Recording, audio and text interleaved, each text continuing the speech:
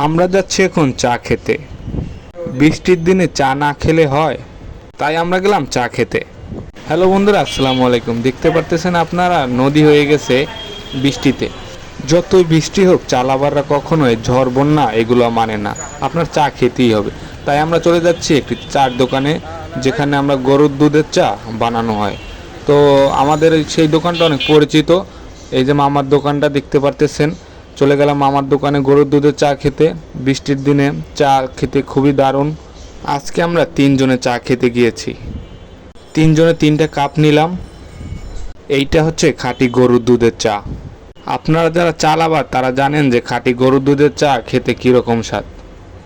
তাই আমরা কষ্ট করে হলেও ঝড় তুফান পেরিয়ে এই মামার দোকানে গেছি গরুর দুধের চা খেতে। তখন রাত বাজে 9টা। আমরা তিনজন চা লাভার। চাটা অসাধারণ ছিল, এবং আপনারা যারা চা লাভার আছেন, ভিডিওটি ভালো লাগলে শেয়ার করে দিবেন। ধন্যবাদ সবাইকে।